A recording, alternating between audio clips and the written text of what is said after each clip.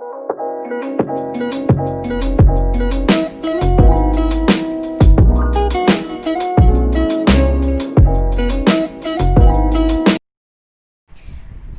warahmatullahi wabarakatuh. Kami dari kelompok 3, saya Uswah Hasan dan teman saya Jenny Hermalia Riana Putri akan mempresentasikan sejarah perkembangan pendidikan masa peradaban Islam. Nah, jadi kita akan mulai dari sejarah singkat Dinasti Umayyah. Dinasti Umayyah adalah kerajaan Islam pertama yang didirikan oleh Muawiyah, berasal dari suku Quraisy, keturunan Bani Umayyah. Nama lengkapnya adalah Muawiyah bin Abi Harb bin Umayyah bin Abdi Syam bin Manaf. Ia merupakan khalifah pertama di dinasti ini pada tahun 41 Hijriah atau 661 Masehi. Dan tahun ini disebut juga dengan A'am al-Jam'ah karena pada tahun ini semua umat Islam sepakat atas kekhalifahan Muawiyah dan disebut juga dengan gelar Amin al-Mu'minin. Dan setelah Muawiyah diangkat menjadi khalifah, dia menukar sistem pemerintahan dari teodemokrasi menjadi monarki atau kerajaan dan juga memindahkan ibu kota negara dari kota Madinah ke kota Damaskus. Kekuasaan Bani Umayyah berumur kurang lebih 90 tahun dengan pergantian pemimpin sebanyak 14 kali. Dinasti Umayyah juga memiliki masa keemasan, yaitu seperti saat dipimpin Muawiyah bin Abu Sufyan, yaitu pendiri sekaligus khalifah pertama Bani Umayyah. Yang kedua, Abdul Malik bin Marwan. 3. Walid bin Abdul Malik. 4. Umar bin Abdul Aziz. Dan kelima, Hisham bin Abdul Malik. Sepeninggal Hisham bin Abdul Malik, khalifah-khalifah Bani Umayyah sering melakukan penyelewengan wewenang seperti suka minum minuman keras dan juga suka berjudi. Oleh karena itu, pada tahun 750 Masehi, dinasti Umayyah sangat mudah digulingkan oleh dinasti Abbasiyah. Selanjutnya ini ada peta pendidikan Islam di masa Bani Umayyah. Ada 3 aspek. Yang pertama aspek ontologis, kedua aspek epistemologis, dan ketiga aspek aksiologis. Yang pertama aspek ontologis. Aspek ontologis ini segi kurikulum atau materi pendidikan. Jadi secara ontologis, pendidikan ini dibagi menjadi 2 arah ranah. Yang pertama ranah personal dan yang kedua ranah sosial. Ranah personal dia lebih fokus kepada pengembangan potensi dasar manusia, sedangkan ranah sosial dia lebih fokus kepada nilai budaya, pewarisan nilai budaya dari satu generasi ke generasi yang lain agar nilai itu akan terus ada. Nah, selanjutnya ini ada kurikulum yang berkembang pada masa Bani Umayyah. Yang pertama kurikulum pendidikan rendah, karena pada saat itu ingin dibentuk kurikulum sangat susah karena pada saat itu belum ada tingkatan jenjang seperti SD, SMP, SMA gitu. Jadi ketika ingin dibentuk kurikulum mereka kesulitan untuk menentukan batasannya. Kemudian yang kedua ada kurikulum pendidikan tinggi. Pada kurikulum ini lebih bervariasi, jadi tergantung syekh yang mau mengajar. Dan para mahasiswa lebih bebas, tidak terikat untuk harus mengikuti materi pelajaran tertentu. Dan syekhnya pun juga tidak mewajibkan mahasiswanya untuk mengikuti materi tertentu. Jadi mau ikut materi A, materi B, C, selanjutnya bebas. 2. Aspek epistemologis atau metode pendidikan. Secara epistemologis, di dalam filsafat Islam dikenal istilah Bayani, Burhani, dan Irfani. Pada masa pemerintahan Bani Umayyah, mereka lebih cenderung ke metode Bayani, terutama pada abad 1 Hijriah.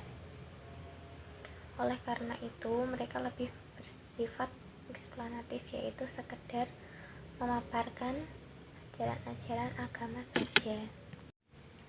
Selain metode Bayani, dinasti Umayyah juga menggunakan metode ceramah, halaqah, dan demonstrasi, juga metode menghafal dan rihlah hadis guna bepergian mencari hadis Nabi Muhammad SAW. Lembaga pendidikan yang pertama adalah kutub. Secara bahasa, kutub artinya tempat belajar menulis. Secara istilah, kutub merupakan tempat belajar anak-anak sebagai tempat pembelajaran yang paling mendasar, seperti belajar membaca, menulis, menghafal, dan mempelajari pokok-pokok ajaran agama. Yang kedua, halaqah atau masjid. Pada dinasti Umayyah, masjid merupakan tempat pendidikan menengah dan tingkat tinggi setelah kutub. Pada tingkat menengah, guru belumlah seorang ulama, tapi setelah tingkat tinggi, guru merupakan seorang ulama yang dalam ilmunya dan masyhur kealimannya. Selain digunakan untuk belajar mengajar, masjid juga digunakan sebagai tempat bermusyawarah. Selanjutnya ada pendidikan privat istana. Ini bagi orang yang berkemampuan atau dari kalangan istana, mereka biasa mendidik putra-putri mereka ini di tempat yang khusus dan dengan guru yang khusus. Nah, bentuk pendidikan semacam ini sebenarnya udah ada sejak tradisi pra-Islam, di mana orang Arab Hadari atau Arab kota mereka mengirim anak-anak mereka sejak bayi sampai memais ke pedalaman supaya mereka mendapatkan pendidikan yang alami dan juga mampu berbahasa Arab secara fasih. Pada masa Nabi dan Khulafaur Rasyidin, tradisi ini tidak begitu tampak. Tapi ketika masa dinasti Umayyah, tradisi ini muncul lagi. Para pendidik diundang ke istana untuk mendidik anak-anak bangsawan itu sendiri. Selanjutnya ada majelis sastra. Majelis sastra ini merupakan balai pertemuan yang dibuat oleh khalifah untuk sastrawan dan juga ulama terkemuka. Dan di majelis ini digunakan untuk membahas tentang kesusastraan dan juga membahas tentang politik gitu. Jadi materi pendidikannya cenderung eksklusif. 3. Aspek aksiologis atau segi tujuan pendidikan. Dikatakan oleh Syamsun Nizar, secara ideal dan global tujuan pendidikan Islam yang berkembang kala itu masih relatif seragam, yaitu hanya bertujuan pengabdian kepada Allah dan juga kepada manusia dan juga alam.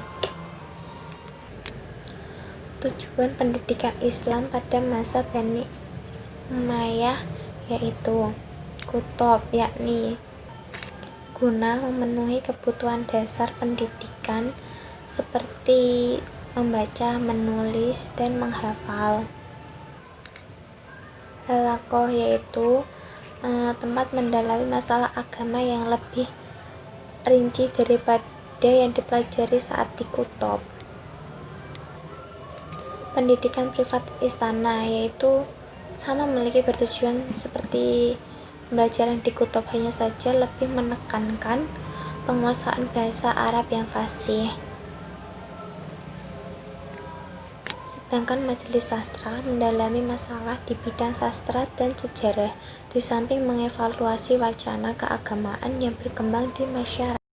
Kemudian kaitannya dengan pengajaran bahasa Arab. Jadi pada saat itu ketika seseorang berbicara, berkomunikasi menggunakan bahasa Arab, itu menunjukkan ketinggian martabat sosial.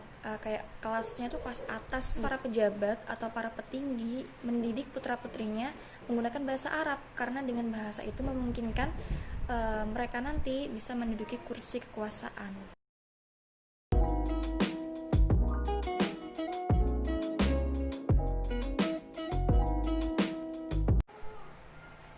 Sekian yang dapat kami sampaikan. Terima kasih. Assalamualaikum warahmatullahi wabarakatuh.